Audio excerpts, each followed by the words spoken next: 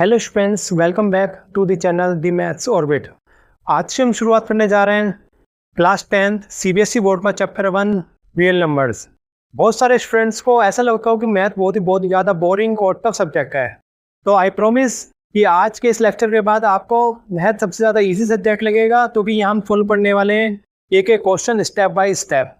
तो आइए शुरुआत करते हैं chapter 1 real number class 10 CBSE mathematics का।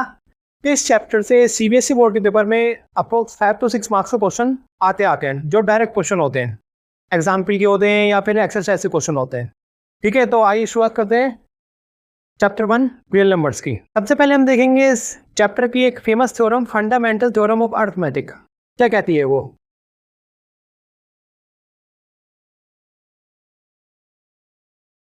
थ्योरम है, थ्योरम का नेम है दी फंडामेंटल थ्योरम ऑफ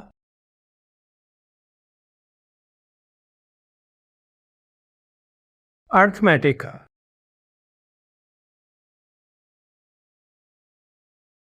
ठीक है, शॉर्ट फॉर्म में इसको बोलते हैं FPA, fundamental theorem of arithmetic. ये थ्योरम क्या कहती है, इसका स्टेटमेंट देखते हैं। स्टेटमेंट, थ्योरम का statement. Fundamental theorem of arithmetic तो है वो ये कहती है every composite number can be expressed or factorized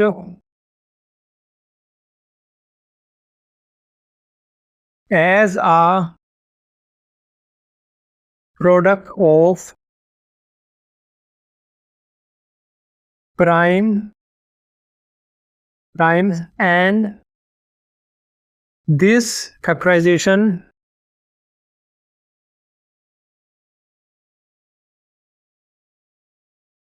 is unique apart from the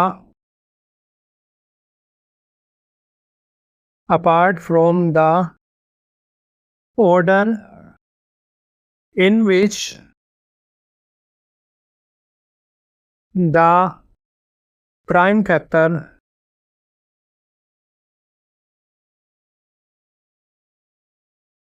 occurs। General two में इसकी सपोज कोई कंपोजिट नंबर है x, ठीक है। Every composite number can be expressed for factorized as a product of primes and this centralization is unique apart from the order in which the prime factor occurs। मतलब कोई भी composite number ऐसा है जिसके जब हम फैक्टराइजेशन करेंगे उसके, तो वो प्रोडक्ट ऑफ प्राइम्स नंबर होना चाहिए। प्राइम नंबर्स कौन से होते हैं? जो नंबर या तो 1 से डिवाइड होता है या फिर सेल्फ खुद से डिवाइड होता है, वो प्राइम नंबर है। ठीक है, एंड जो रिप्रेजेंटेशन होगी प्राइम नंबर्स के फैक्टराइजेशन, जो रिप्रेजेंटेशन होगी वो यूनिक होगी, फैक्टराइजेशन आपका यूनिक होगा। ठीक है, एंड एक ऑर्डर में होगा, क्रम में, असेंडिंग ऑर्डर में। ठीक है, तो let x something man number लिया है जिसके प्राइम्स हमारे suppose P1, P2, P3 and सोन। ठीक है, ये हमारे प्राइम है Pn तक, जो क्योंकि ये एक्स हमारा ना पता नहीं है, मैं हमने सपोज किया तो एन सोन Pn तक हो, where P1, P2 and so on Pn are primes. ठीक है, एंड P1 छोटा होगा, ये इस क्रम में होंगे आपके। ठीक है, असेंडिंग ऑर्डर में हम फ्रेंड्स को प्रोडक्ट की फॉर्म में एक्सप्रेस करोगे। ओके, अब हम देखते हैं कि हमारे प्राइम नंबर्स क्या होते हैं, कंपोजिट नंबर्स हमारे क्या होते हैं। ठीक है, ये सबको स्टेटमेंट समझ में आ गया होगा कि the fundamental theorem of arithmetic क्या कहती है। फंडामेंटल थ्योरम ऑफ अरिथमेटिक ये कहते हैं कि every composite number can be expressed, मतलब किसी भी कंपोजिट नंबर को हम एक्सप्रेस कर सकते हैं as the product of primes, primes combined product की फॉर्म में, and this factorization is unique जो फैक्टराइजेशन होगा वो यूनिक होगा, उसमें कोई डबल टर्म नहीं होगी, apart from the order in which the prime factors occurs. Okay,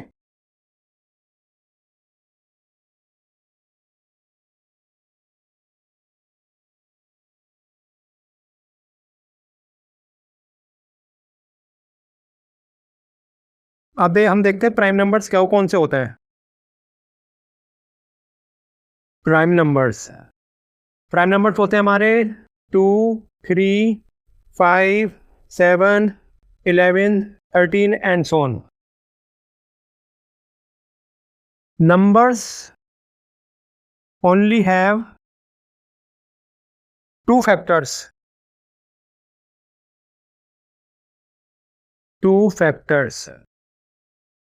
One and the number itself. Prime number कौन से होते हैं? 2, 3, 5, 7, 11, 13 एंड 4। ऐसे नंबर जो जिसके सिर्फ दो फैक्टर होते हैं, या तो 1 होगा या फिर वो नंबर खुद होगा, कंपोजिट नंबर।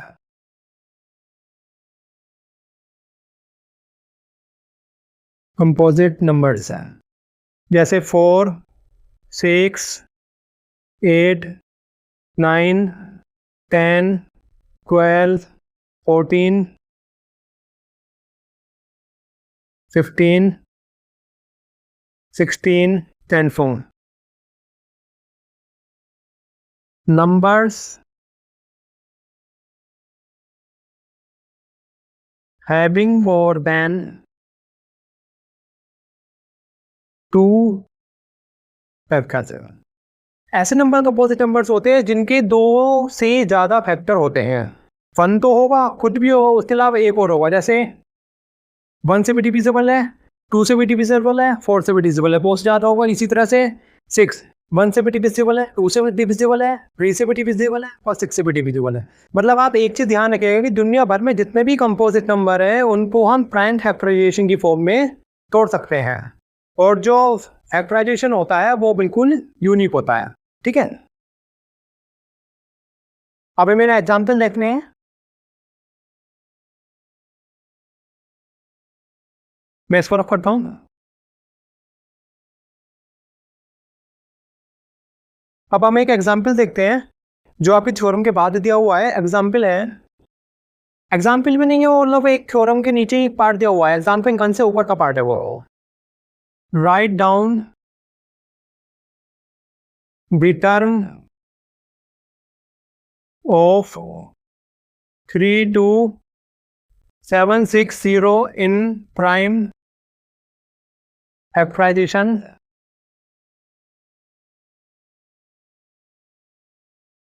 फॉर्म। ठीक है, इसकी हमें प्राइम फैक्टराइजेशन फॉर्म निकालनी है 32760। ठीक है, तो सिंपली इसको हम सबसे छोटे नंबर से पहले वो करते हैं, ब्रेक। ठीक है, ये सबको पता ही होगा। 2 से डायरेक्ट 2 से डिवाइड करेंगे, 2 1 जा 2, 1 कैरी लग गया इसमें, तो 2 6 जा 12, 2 3 जा 6, 2 8 से 16, 0 बा 0। जिस अपने 6 7 क्लास में पढ़े रखा है। ठीक है, ऐसे निकालते हैं। फिर 2 से डिवाइड करेंगे, 2 8 जा 16, 2 1 जा 2, 1 बचेगा तो 2 9 जा 18, 0। फिर 2 से जाएगा, 2 4 जा 8, 1 नहीं जाएगा तो 0 ले लेंगे, ये हो जाएगा 19, 2 9 जा 18, बचा 8, 2 5 जा 10। ठीक है, अब 2 से नहीं जाएगा, अब लास्ट फाइट हमारी है। हम पहले 3 से ट्राई करते हैं। 3 1 जा 3, 1 बचा, 10 हो गया, 3 3 जा 9, फिर 1 बचा, 3 6 जा 18, फिर 1 बचा, 3 5 जा 15। ठीक है, फिर हम 3 से ट्राई करते हैं। 3 4 जा 12, 3 4 जा 12 के बाद 1 बचा, 3 5 जा 15, 16 में से 15 1 3 1 बचा, 3 5 जा 15। अब ये 5 टर्म, ये अब 3 से फिर से देखते हैं हम एक बार और। 3 1 जा 3, 1 बचा, 3 5 जा 15, नहीं जाएगा 3 से। अब हम 5 से देखते हैं, तो 5 9 जा 45 और 5 1 जा 5। ठीक है, इसके बाद ये जाएगा 7 से, 13 बार 13 7 91 होते हैं, और 13 से 1 को।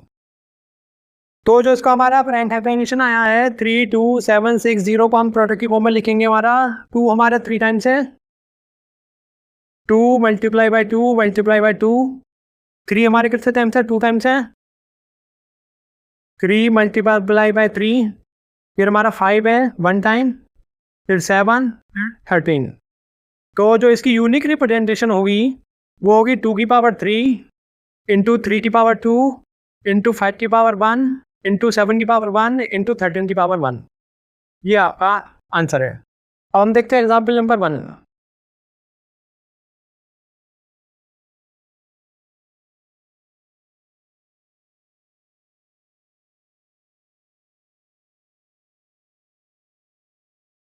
एग्जाम्पल नंबर 1 की चलते हैं। तो एग्जाम्पल नंबर 1 ये कहता है आपका consider the numbers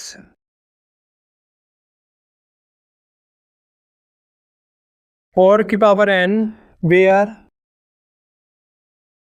n is a natural number. n हमारा एक नेचुरल नंबर दिया हुआ है। whether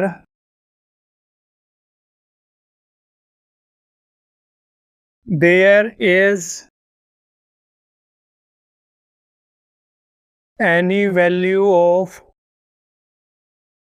n for which 4 की power n ends with the digit 0। Solution तो सॉल्यूशन देखते हैं स्टूडेंट्स। अगर कोई भी नंबर के लास्ट में 0 होता है एंड्स विद द डिजिट 0, ठीक है, अगर किसी नंबर के लास्ट में 0 होता है जैसे 10, 20, 30, 100, 1000, तो वो जो नंबर होगा वो या तो 2 से डिविजिबल होगा या 5 से डिविजिबल होगा। ठीक है, तो सबसे पहले ये स्टेटमेंट लिखते हैं, if any number ends with digit 0 like 10, 20, 30, 50, 100 and so on, मतलब 0 वाले टर्म्स से। ठीक है, it must be divisible by 10। ठीक है, वो 10 से डिविजिबल होगा, which means its prime factorization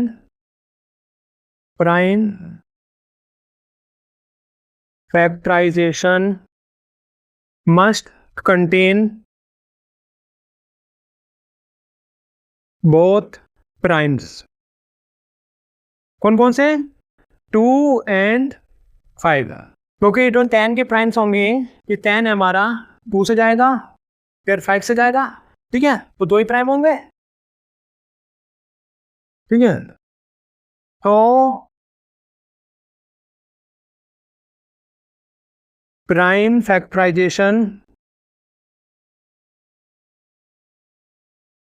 of 4 की पावर n इक्वल्स टू होगा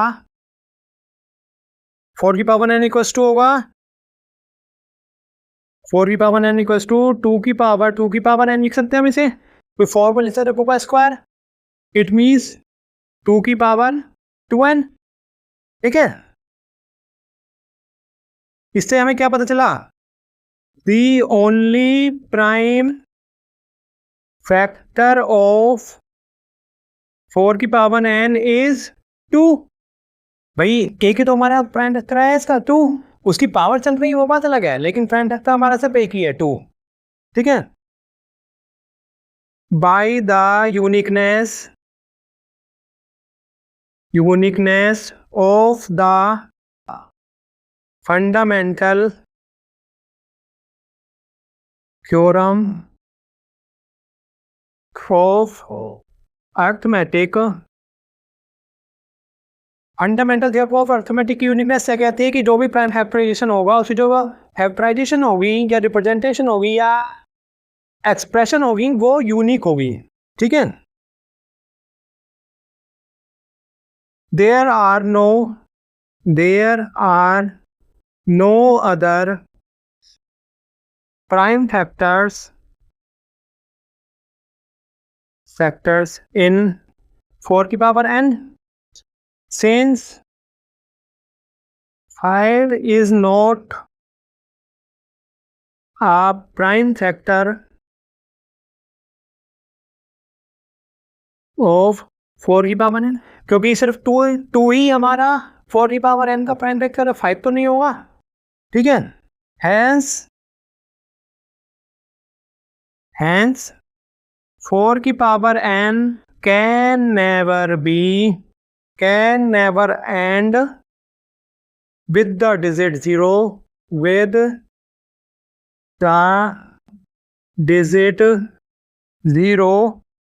for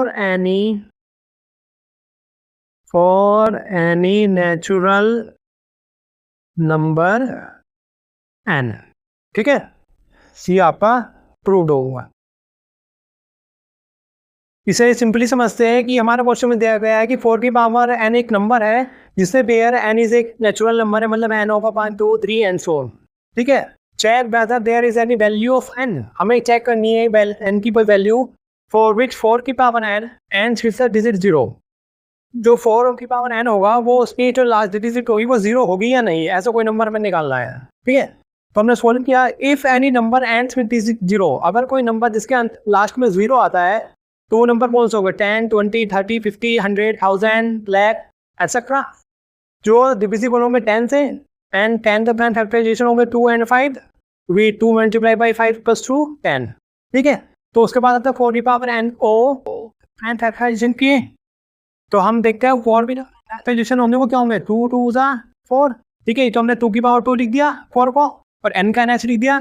अब आपको पता होगा कि अगर कोई पावर की पावर होती है तो वो दोनों पावर आपस में मल्टीप्लाई जाती है, तो ऐसी होकर 2 की पावर 2n। तो इससे हमें ये पता चल सकता है कि the only prime factor of 4 की पावर n इज 2, ठीक है। By the uniqueness of the fundamental theorem of arithmetic, जो फंडामेंटल थ्योरम ऑफ अरिथमेटिक होती है उसकी यूनिकनेस क्या कहती है, वो ये कहती है कि अगर जो भी प्राइम फैक्टराइजेशन होगा किसी भी कंपोजिट नंबर का, उसकी रिप्रेजेंटेशन यूनिक होगी, मतलब कोई और अदर प्राइम एग्जिस्ट ही नहीं करेगा, ठीक है। तो इसी तरह से यहाँ केस में they are no other point 4 की पावर है, सो यहाँ पे हमारे ये तो 2 तो हमारे इम्पोर्ट हो गया 4 की पावर, बचा 5, सो 5 is not a prime factor of 4 की पावर n। जब 5 हमारा 4 की पावर n का प्राइम फैक्टर नहीं है तो इसका मतलब ये है कि वो डिजिट 10th फैक्टर तो नहीं होगी, तो मतलब उस डिजिट के लास्ट में 0 नहीं आएगा, यही हमें प्रूफ करना था, ठीक है। आपको शायद सबको समझ में आ गया होगा। तो इसी के साथ हम आज के लेक्चर का एंड करते हैं। आज हमने सीखा कि FT क्या होती है, फंडामेंटल थ्योरम ऑफ अरिथमेटिक क्या होती है, प्राइम फैक्टराइजेशन हम कैसे निकालते हैं किसी भी डिजिट के, एंड आफ्टर दैट हमने क्वेश्चन सॉल्व किया एग्जाम्पल नंबर 1, ठीक है। अब हम कल देखेंगे, कल हम इसमें आगे सीखेंगे नेक्स्ट लेक्चर में। नेक्स्ट लेक्चर में हम देखेंगे HCF ऑफ 2 नंबर्स LCM, ठीक है। कल हम ये देखेंगे HCF और LCM के बारे में हम कल सीखेंगे। तो बने रहिए इस दी मैथ्स ऑर्बिट चैनल के साथ, जहाँ आपको डेली नया नया कंटेंट मिलेगा। बहुत इजीली आप मैथमेटिक्स को easily step by step follow करते जाएंगे और सीखते जाएंगे। अगर आपको वीडियो पसंद आएगी तो कमेंट बॉक्स में डन लिखिएगा, और ज़्यादा से ज़्यादा अपने दोस्तों में शेयर कीजिए, अपनी क्लास में शेयर कीजिए, जिससे और भी फ्रेंड्स इस चैनल के थ्रू अपने मैथ्स की स्किल को आगे बढ़ा सकें, ठीक है। Thank you.